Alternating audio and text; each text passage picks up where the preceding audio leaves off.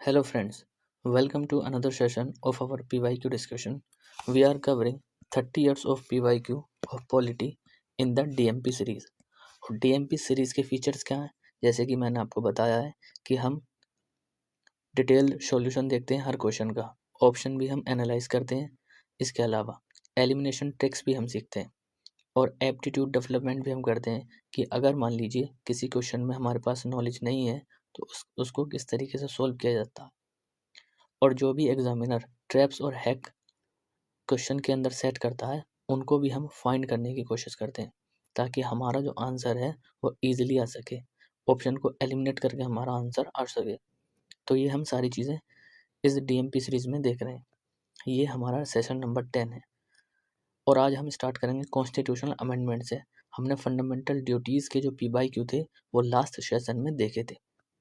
Now question number first, as per the Article 368 of the Constitution of India, the Parliament may amend any provision of the Constitution. Article 368 में ये बोला गया है कि जो हमारी पार्लियामेंट है वो कोई सा भी प्रोविज़न कॉन्स्टिट्यूशन का अमेंडमेंट कर सकती है, उसको अमेंड कर सकती है। और किस तरीके से? एडिशन करके, वेरिएशन करके और रिपील करके। इसका तीनों आंसर यहाँ पर करेक्ट होंगे। एडिशन क्या होता है?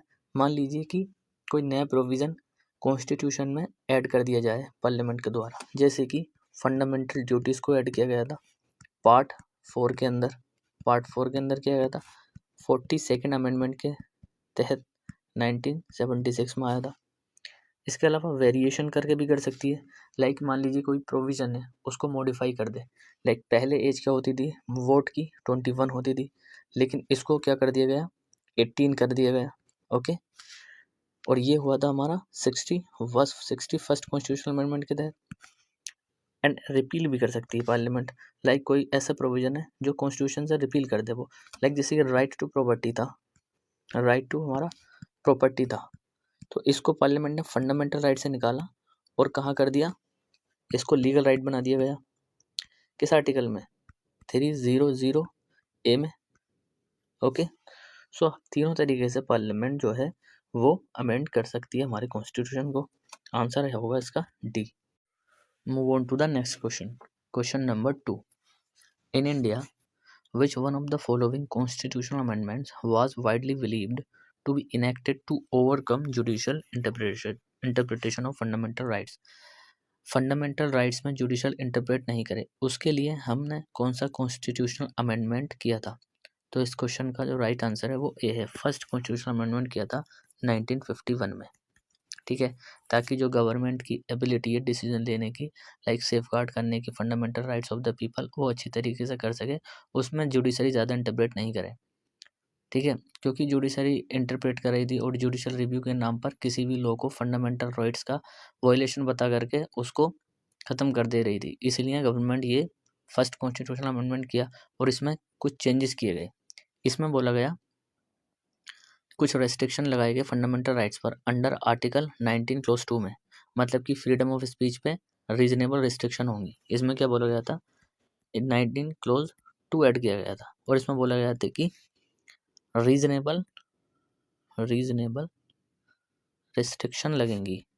ओके, रेस्ट्रिक्शंस, और कहाँ पर? फ्रीडम ऑफ स्पीच में एंड एक्सप्रेशन में, ये इसमें बोला गया था। इसके अलावा 2 आर्टिकल और इंट्रोड्यूस किए गए थे, इंसर्ट किए गए थे। कौन से आर्टिकल थे? हमने ये देखा भी है, article 31 close A and 31B। In article को इंसर्ट किया गया था और ये किस लिए आए थे कि लैंड रिफॉर्म को प्रोटेक्ट करने के लिए, लैंड रिफॉर्म को प्रोटेक्ट करने के लिए आए थे। ठीक है, इसके अलावा 9th शेड्यूल भी ऐड किया गया था, समझ गए? 9th शेड्यूल ऐड किया गया था और इसमें बोला गया था कि कुछ ऐसे लॉज हैं जिनको जुडिशल रिव्यू से बचाया जाएगा, जिनको फंडामेंटल राइट्स के ऊपर अगर हम 9th शेड्यूल में कोई लॉज डाल देते हैं तो उनके ऊपर जुडिशल रिव्यू नहीं हो सकता, इसलिए 9th शेड्यूल ऐड किया गया था। ठीक है, तो ये इसने था। अब यहाँ पर 42nd अमेंडमेंट भी है और 44 अमेंडमेंट भी है और 86 कॉन्स्टिट्यूशन अमेंडमेंट भी दिया है। तो थोड़ा सा इनके बारे में देख लेते हैं। ठीक है, जब हम बात करते हैं ना 42nd अमेंडमेंट की, तो ये कब आया था? हमने बहुत बार डिस्कस किया है, 1976 में आया था। इसको मिनी कॉन्स्टिट्यूशन भी बोला जाता है, मिनी कॉन्स्टिट्यूशन, इसको मिनी कॉन्स्टिट्यूशन बोला जाता है।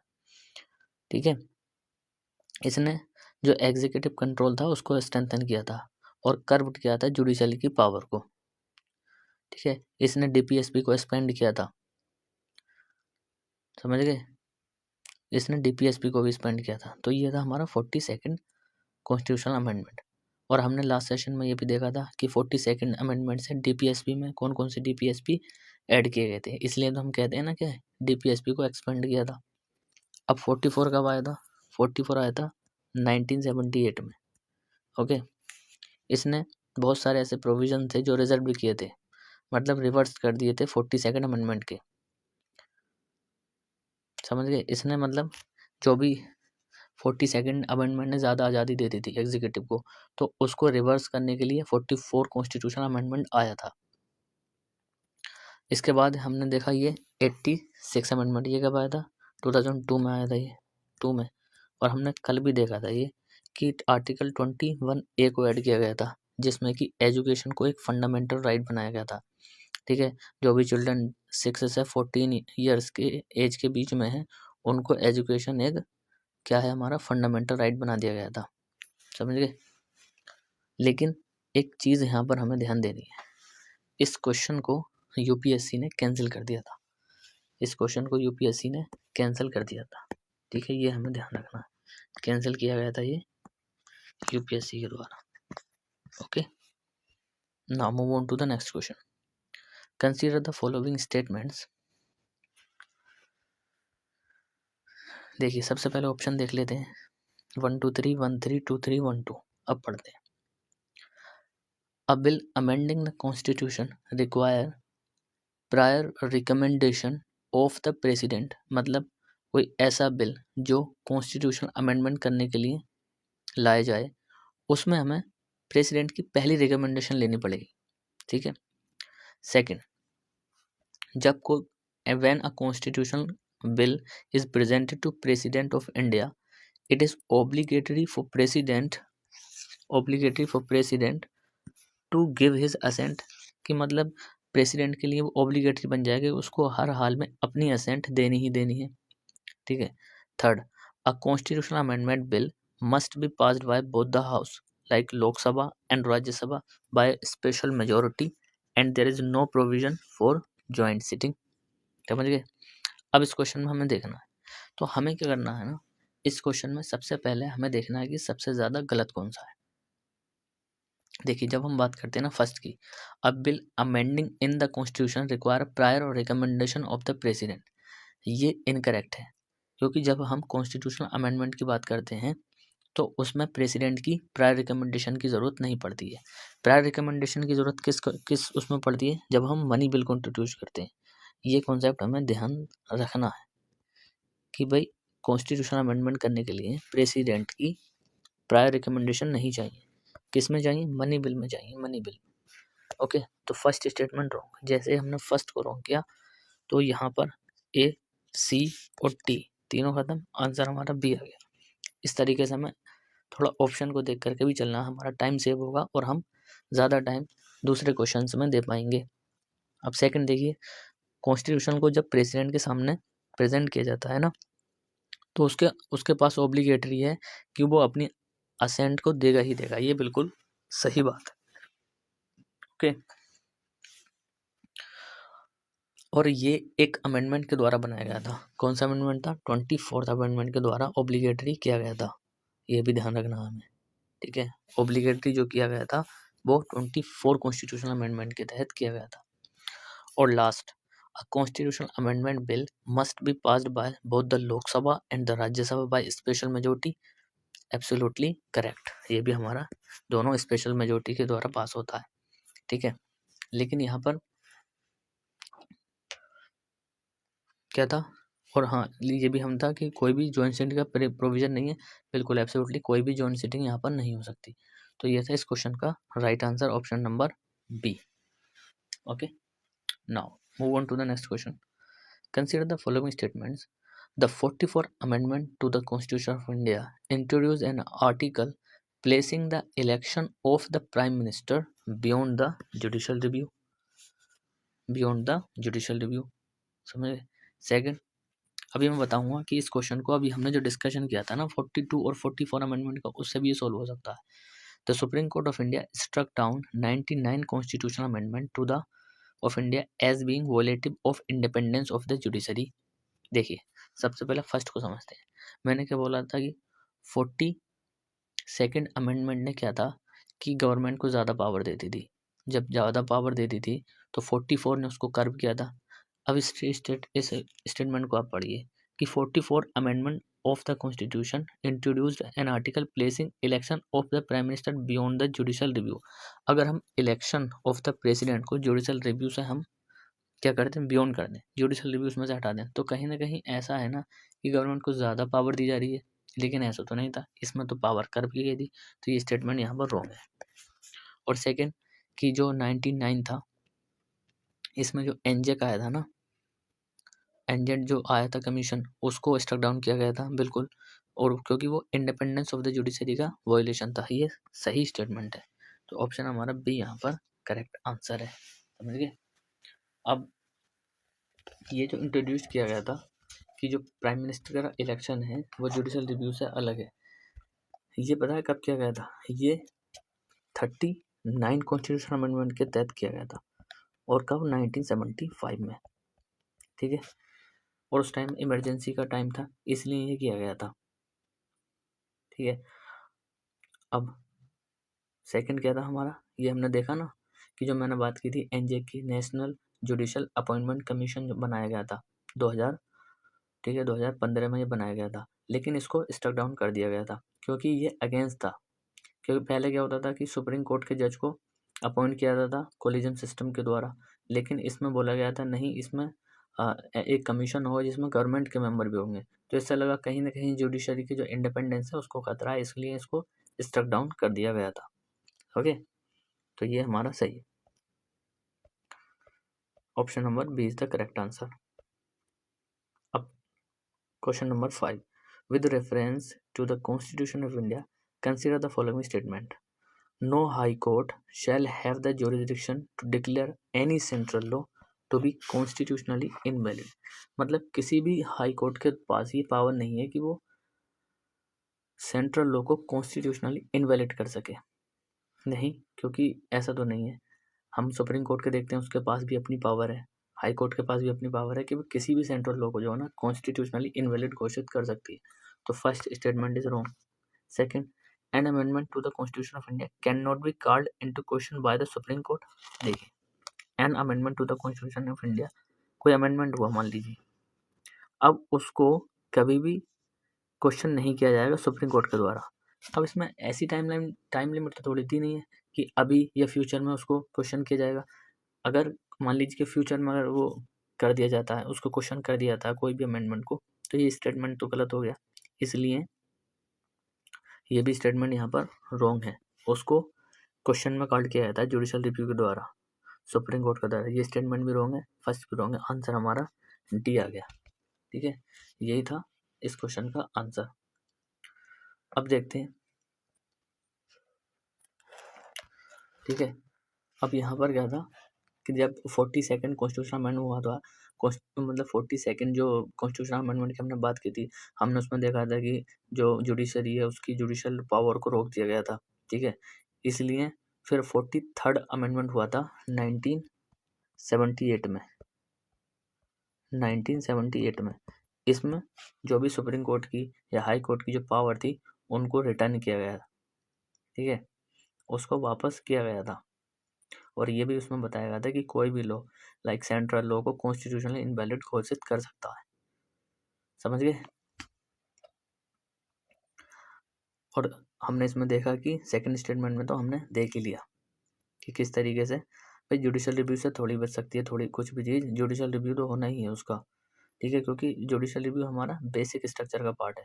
सुप्रीम कोर्ट किसी को भी क्वेश्चन कर सकती है. समझ गए, बेसिक स्ट्रक्चर का पार्ट है. तो इसलिए सेकंड भी हमारा रॉन्ग होगा यहाँ पर. Move on to the next question. Consider the following statements. First, an amendment to the Constitution of India can be initiated by an introduction of a bill in a Lok Sabha only. यहीं पर थोड़ा कहीं ना कहीं हमें trap नजर आ रहा है इसमें. सेकेंड, क्या बोला फर्स्ट ने कि कोई भी अमेंडमेंट हो कॉन्स्टिट्यूशन का उसको केवल लोकसभा में किया जा सकता है इंट्रोड्यूस. अच्छा.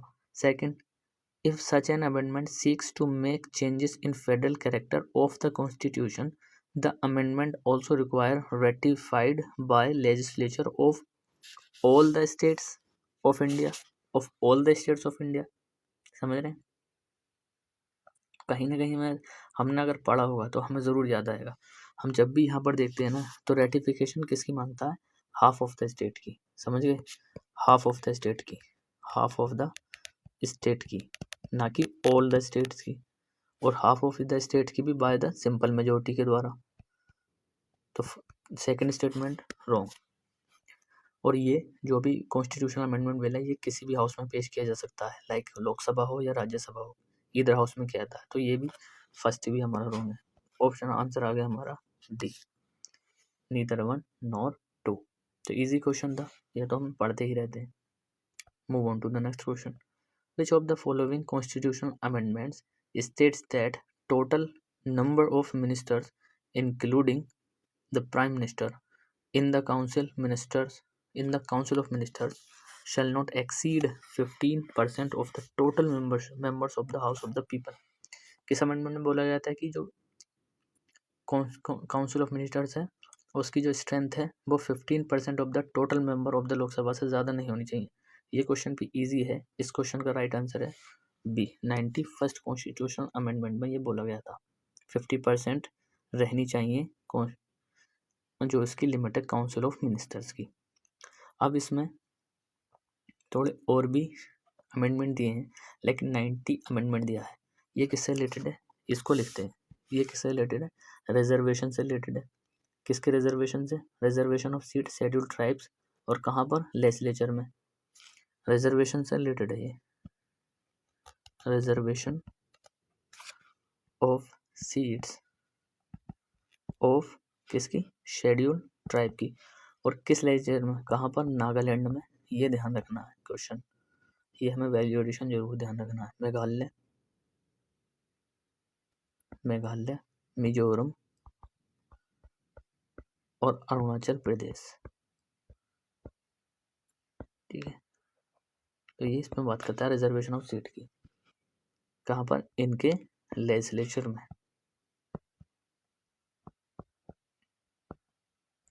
नाउ 92 किससे रिलेटेड है? 92 जो होता है वो लैंग्वेजेस से रिलेटेड है. मतलब कि कुछ लैंग्वेजेस को ऐड किया गया था to the 8th schedule of the constitution. तो 92 से रिलेटेड है addition of languages in the 8th schedule. Okay. And 93rd किससे रिलेटेड है?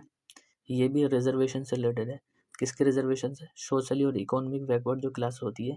और कहाँ पर? एडमिशन में, एजुकेशनल इंस्टीट्यूशन में. किससे रिलेटेड है? रिजर्वेशन से रिलेटेड है. सोशली एजुकेशनली जो बैकवर्ड क्लास है उसका रिजर्वेशन होना चाहिए एडमिशन में. लाइक किसी भी उन्हें एजुकेशन इंस्टीट्यूशन में एडमिशन लेना है तो इसमें उनको रिजर्वेशन मिलेगा. ठीक है. चाहे वो प्राइवेट एजुकेशनल इंस्टीट्यूशन हो या फिर एडेड किया जाता हो स्टेट के द्वारा या कोई और भी माइनॉरिटी एजुकेशनल इंस्टीट्यूशन हो. तीनों तरीके में ये भी हमें ध्यान रखना है. या तो वो प्राइवेट हो, इसमें भी मिलेगा, या फिर एडेड हो और या फिर अनएडेड हो. ठीक है. इसमें भी मिलेगा. या फिर कोई माइनॉरिटी का एजुकेशनल इंस्टीट्यूशन हो, माइनॉरिटी का, इसमें भी रिजर्वेशन मिलेगा. Move on to the 8th question. Question number 8. Which of the following constitutional amendment act 4 languages were added to list of languages 8 of the constitution, thereby raising to their number of 18? तो किस constitutional amendment के तहत 4 languages add की गई थी 8 schedule में? इस question का राइट आंसर है option number C, 92nd amendment, जो हमने अभी यहाँ पर बात की थी, इससे रिलेटेड था ये हमने बात की थी ना। अच्छा, यहाँ पर ओके। अब कौन सी वो लैंग्वेजेस थी? 4 लैंग्वेजेस थी, एक तो बोडो, डोगरी, मैथिली और संताली। कौन सी लैंग्वेजेस थी वो? 4 लैंग्वेजेस कौन सी थी? लिख लेते हैं यहाँ पर, बोडो थी, डोगरी थी, मैथिली थी और एक और थी संथाली। ये 4 लैंग्वेजेस को ऐड किया गया था। ओके, बस हमें इसमें इतना ही ध्यान रखना है, जिससे कि वो 18 से हमारी 22 लैंग्वेज हो गई थी। अब यहाँ पर 91st कॉन्स्टिट्यूशन, 19th तो हमने ऊपर डिस्कस किया था, अभी ये किया था, तो ये भी कवर है हमारा। 91st भी हमने यहाँ पर देखा था, क्योंकि ये इस क्वेश्चन से ही रिलेटेड था, ठीक है। और 93rd भी हमने देखा था, जो रिजर्वेशन से रिलेटेड था, ये भी हमने देख लिया। Question number 9, which of the following constitutional amendment seeks that the size of the council of minister, फिर से रिपीट हो गया ये question. Council of minister in state must not exceed 15% of the total number of members in the Lok Sabha and total number of members legislative assembly of the state respectively। तो ये तो 91st ही था, हमने देखा था, तो इसका A option सही है यहाँ पर, समझ गए।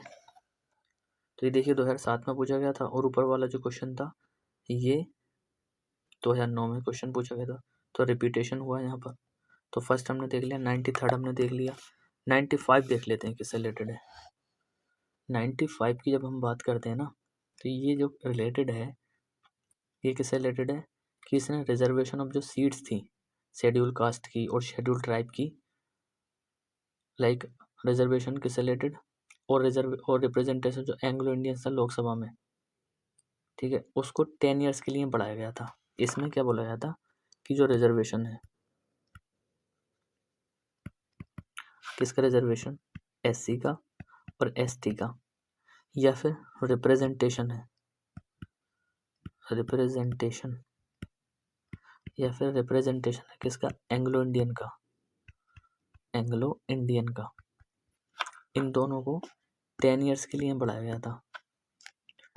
10 ईयर्स के लिए क्या किया गया था, एक्सटेंडेड किया गया था, और कब तक, 26 जनवरी 2020 तक। ओके, लेकिन हमने देखा था कि जो एंग्लो इंडियन थे, इनका तो 104 कॉन्स्टिट्यूशनल अमेंडमेंट में, ये 2019 में आया था, इसको ख़त्म कर दिया गया था, इनके रिजर्वेशन को, इनके रिप्रेजेंटेशन को, ठीक है, ये था। और अब 97 बचा, ये किससे रिलेटेड था, ये 2011 में आया था, और ये कॉन्स्टिट्यूशनल रिकॉग्निशन को देने के लिए आया गया था। कॉन्स्टिट्यूशनल रिकॉग्निशन और प्रोटेक्शन, और किसको, कोऑपरेटिव सोसाइटीज़ को। भाई कोऑपरेटिव जो सोसाइटीज़ हैं, कोऑपरेटिव सोसाइटीज़ को कॉन्स्टिट्यूशनल